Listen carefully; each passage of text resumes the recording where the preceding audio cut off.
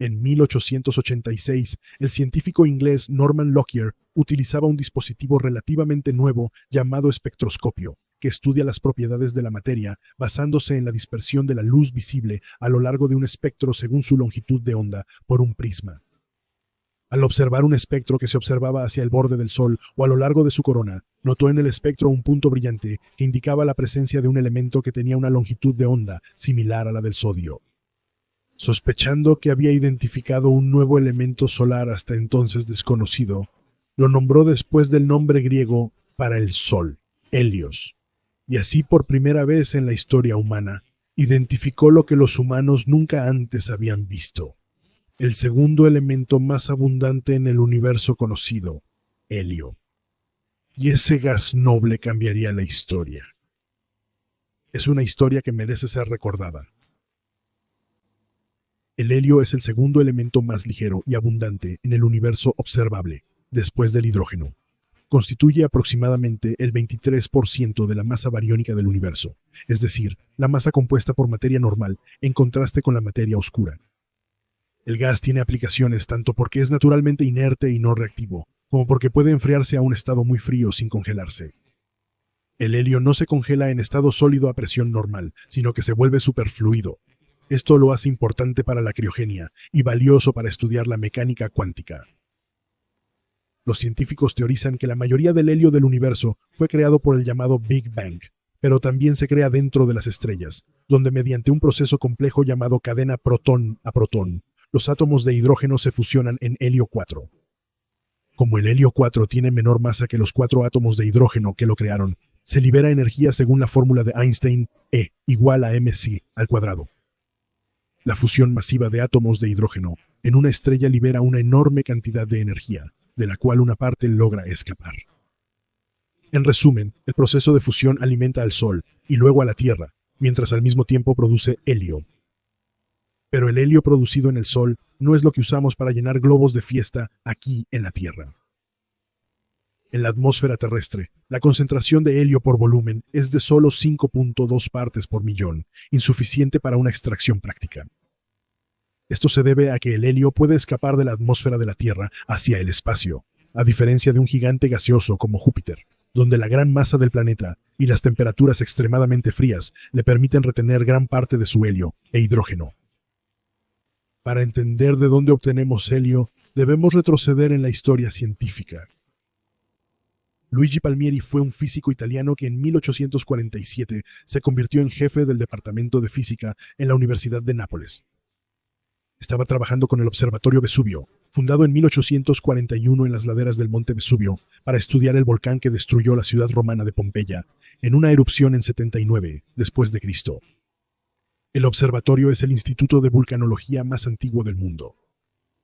En el transcurso de su trabajo allí, hizo mejoras a una serie de instrumentos científicos, incluyendo el sismómetro, el telégrafo Morse y los instrumentos meteorológicos, el anemómetro, que mide el viento, y el pluviómetro, que mide la lluvia. En 1881, Palmieri estaba estudiando un proceso que ocurre en condiciones extraordinarias, como los volcanes, llamado sublimación, donde una sustancia pasa directamente de un estado sólido a un gas sin pasar por una fase líquida intermedia.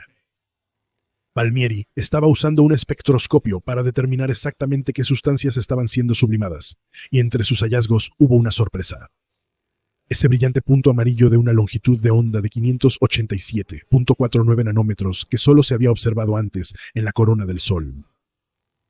Palmieri hizo un descubrimiento asombroso al estudiar los volcanes. El helio, que se creía exclusivo del Sol, se produce de forma natural en la Tierra y puede quedar atrapado en los minerales. Aunque el descubrimiento de Palmieri fue intrigante, no explicaba qué era este misterioso elemento, ni cómo quedaba atrapado o liberado.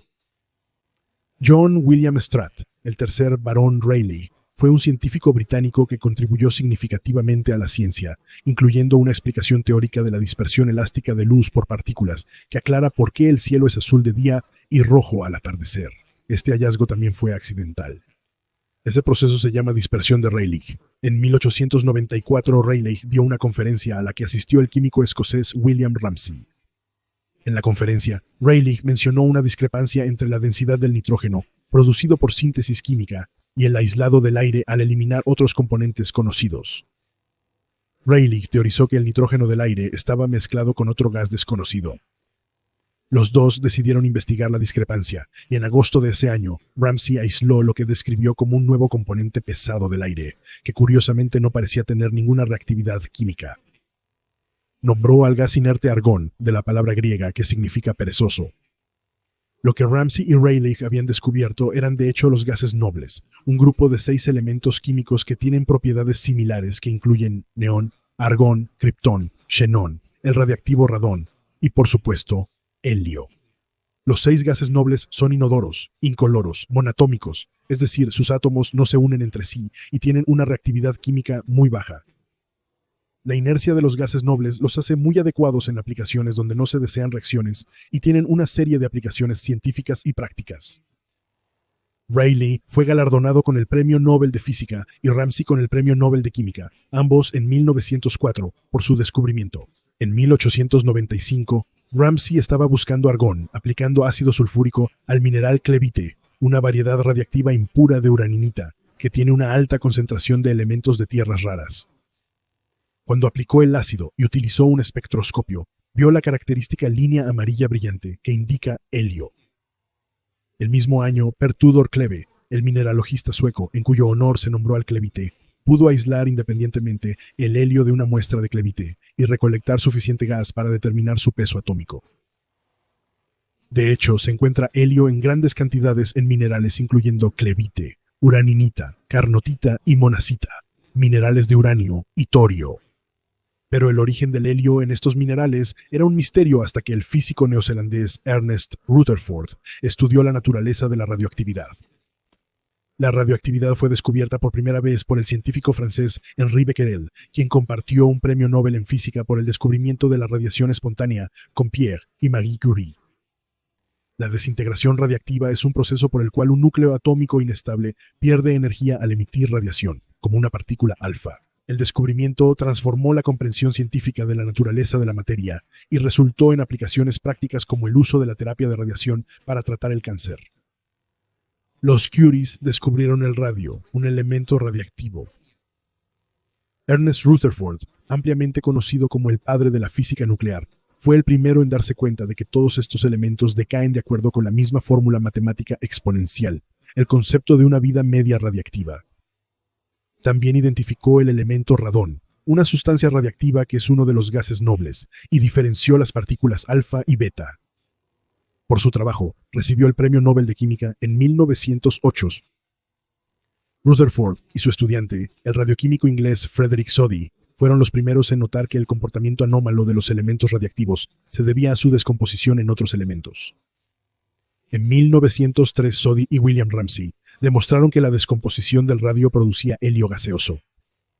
Por su trabajo en la química de las sustancias radiactivas, Soddy recibió el Premio Nobel de Química en 1921. En 1907, Rutherford bombardeó la delgada pared de vidrio de un tubo evacuado con partículas alfa para estudiar el espectro del nuevo gas en su interior. Allí descubrió que las partículas alfa, nombradas así por la primera letra del alfabeto griego, eran en realidad núcleos de helio. Cuando esos núcleos, que en este punto son un ión porque tienen una carga eléctrica neta, recogen electrones en el ambiente, se convierten en átomos de helio naturales. En 1917, el físico danés Niels Bohr, otro estudiante de Rutherford, observó las líneas en el espectro llamado espectro Pickering-Fowler y determinó que no eran, como se había sugerido anteriormente, una nueva forma de hidrógeno, sino helio ionizado. El descubrimiento cambió la naturaleza de la comprensión del átomo, lo que llevó a lo que se llama el modelo de Bohr, que teorizó que un átomo es un sistema que consiste en un pequeño núcleo denso rodeado de electrones en revolución. Aunque el modelo ahora está tan refinado que se dice que ha sido superado por el modelo de capa de valencia del átomo y la física cuántica, el modelo de Bohr, íntimamente conectado con el descubrimiento del helio terrestre, sigue siendo la forma más común en que se describe la naturaleza del átomo y es familiar para prácticamente todos los que tomaron química en la secundaria. Bohr recibió el Premio Nobel de Física en 1922 por su trabajo. Por lo tanto, el helio es una parte central de la historia de la ciencia moderna. Fue crucial para el desarrollo y diseño de la tabla periódica de elementos, el descubrimiento de la radiación, la fundación de la mecánica cuántica, nuestra comprensión de la misma naturaleza de la materia. Tienes que agradecer o culpar al helio por lo que disfrutaste o sufriste, dependiendo de tu perspectiva, durante gran parte de tu clase de ciencia en la secundaria y preparatoria. Y sin embargo, todos estos laureados con el Nobel aún no habían producido suficiente helio para llenar un solo globo. La historia de cómo llenamos un globo de helio inicia en Dexter, Kansas, en 1903. Los cerca de 400 habitantes de Dexter, al sur del condado de Cowley, estaban emocionados por el hallazgo de un ruidoso geyser de gas natural. Aunque el gas natural aún no se reconocía como la fuente de calefacción y generación eléctrica que es hoy, los habitantes de Kansas, emocionados, veían el pozo como una fuente de nuevas industrias, como fundiciones de minerales y plantas de ladrillos y vidrio que transformarían la economía del área. Los habitantes de Dexter organizaron una gran fiesta con una banda de metales. El gas seguía escapando. La compañía de perforación no había conseguido el equipo para taparlo, y se esperaba que la celebración culminara espectacularmente con el alcalde encendiendo el gas fugitivo, lo que supuestamente produciría, según los folletos de la época, una gran columna de llamas del pozo en llamas, iluminando todo el campo día y noche. Pero cuando intentaron encender el fuego usando una bala de heno ardiendo, para decepción de la multitud, se negó a encenderse. Mientras que esta decepción para la gente de Dexter, que vio sus sueños de nueva prosperidad negarse decididamente a irse en llamas, intrigó a un hombre llamado Erasmus Hayworth, el geólogo del estado de Kansas. Llevó una muestra del gas a la Universidad de Kansas, donde junto al profesor de química David F. McFarland se propusieron descifrar el enigma del gas que no se quemaba. La respuesta fue que el pozo solo producía un 15% de metano combustible, que no se quemaría en presencia de casi un 72% de nitrógeno no inflamable. Pero más interesante aún, la muestra contiene alrededor del 12% de gases inertes no identificables. McFarland y un colega, Hamilton Peccady, refinaron aún más el gas con un proceso complejo y descubrieron, para su asombro, que el gas del pozo era un 1.84% de helio. Cady y McFarland investigaron pozos de gas en Kansas, Oklahoma y Missouri. En 1906 informaron, una oportunidad muy inusual para obtener helio en cantidades prácticamente ilimitadas. Cuando sus hallazgos se publicaron en noviembre de 1907, Cayley comentó que su trabajo determinó que los suministros de helio en el gas natural en las grandes llanuras americanas aseguran el hecho de que el helio ya no es un elemento raro, sino un elemento común que existe en buena cantidad para usos que aún están por descubrirse para él. Nadie realmente tenía un buen uso para el helio aún, pero de repente tenían una fuente para ello. El helio terrestre es el resultado de la descomposición radiactiva de minerales de uranio y torio, cuyos átomos inestables emiten partículas alfa, núcleos de helio, que luego recolectan electrones y se convierten en helio. El helio se acumula y queda atrapado dentro del mineral. Se estima que se generan 3.000 toneladas métricas de helio anualmente en toda la corteza terrestre. Pero eso significa que el helio es un recurso no renovable. Hay cantidades finitas de estos minerales. Además, el helio tiene el punto de ebullición más bajo de todos los elementos y es el segundo más ligero. Cuando se libera helio en la atmósfera, se convierte en gas y escapa, perdiendo ese recurso no renovable. Debido a que el helio queda atrapado en el subsuelo bajo condiciones que también atrapan gas natural, las mayores concentraciones naturales de helio en el planeta se encuentran en el gas natural bajo lugares como Dexter, Kansas, y es de allí de donde se extrae la mayoría del helio comercial. La Marina de los Estados Unidos construyó 3 plantas experimentales para refinar helio del gas natural durante la Primera Guerra Mundial para el uso de gas de elevación no inflamable para globos de barrera. Aunque luego se idearía un proceso más eficiente, las plantas de la Marina produjeron unos 231.9 metros cúbicos de helio durante la guerra. Esa fue una cantidad asombrosa, ya que anteriormente se había obtenido menos de 1 metro cúbico de helio en toda la historia del mundo. La Ley del Helio de 1925 creó la Reserva Nacional de Helio al noroeste de Amarillo, Texas, en una formación natural de almacenamiento de gas geológico llamada Reservorio de Bush Dome. En ese entonces, Estados Unidos tenía un casi monopolio sobre el gas utilizado para llenar dirigibles navales. Considerado un material estratégico clave, la ley prohibió la exportación del gas que la nación apenas producía en cantidad suficiente para sus dirigibles militares. Esa escasez fue una de las razones por las que el Zeppelin Hindenburg se llenó con hidrógeno, un gas de elevación obtenido de manera más económica, pero altamente inflamable, con resultados desastrosos. Los dirigibles con helio se usaron para patrullar submarinos en la Segunda Guerra Mundial, donde los aliados monopolizaban el gas. No obstante, desempeñó al menos otro papel por sus rasgos singulares. El helio se usó en un espectrómetro de masas especial para detectar fugas pequeñas. El espectrómetro de masas de helio fue una herramienta crítica utilizada en el proyecto Manhattan y el desarrollo de armas atómicas. Tras la guerra, el helio líquido se volvió un refrigerante clave para el combustible de cohetes y otros usos estratégicos durante la Guerra Fría, y el gobierno de Estados Unidos mantuvo su monopolio virtual sobre él. Las enmiendas a la ley del helio en 1960 financiaron la creación de plantas para refinar helio del gas natural y enviarlo por tubería a la reserva estratégica. Para mediados de los 90, la reserva de helio tenía más de 1.000 millones de metros cúbicos de gas y una deuda de $1.400 millones. Hubo mayor demanda privada de gas, que tiene múltiples usos en la industria e investigación científica. En 1996, los Estados Unidos decidieron vender el gas con la ley de privatización del helio. La reserva debía venderse para pagar la deuda, adquirida al crearla.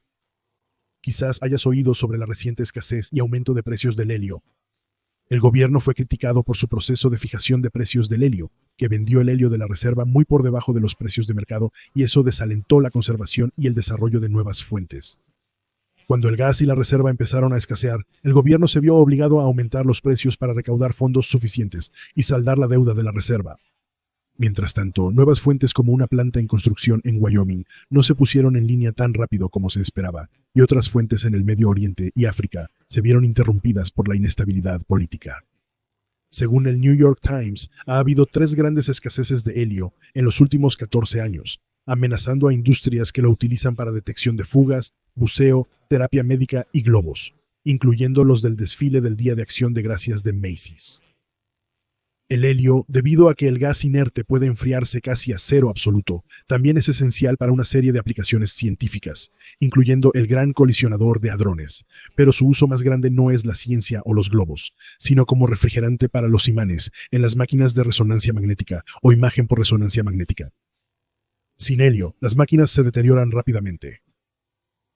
Ahora, 23 años después de haber decidido vender su reserva de helio, hay una nueva ley de conservación del helio que ha estado avanzando en el Congreso, aunque han habido algunas dificultades para que sea aprobada. Y algunos científicos argumentan que los usos frívolos como los globos de fiesta deberían ser limitados.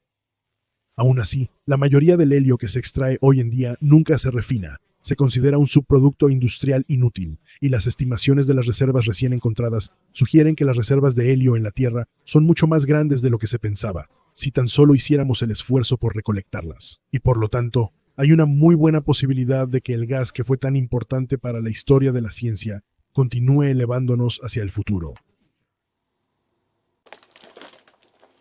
¿No involucran piratas todas las buenas historias? Ojalá hayas disfrutado este episodio de El Historiador, breves fragmentos de historia olvidada de 10 a 15 minutos. Si lo disfrutaste, haz clic en el botón de pulgar hacia arriba. Si tienes preguntas, comentarios o sugerencias para próximos episodios, escríbelos en los comentarios, estaré encantado de responder. Sigue a The History Guy en Facebook, Instagram, Twitter y revisa nuestra mercancía en teespring.com. Si quieres más episodios sobre historia olvidada, solo suscríbete.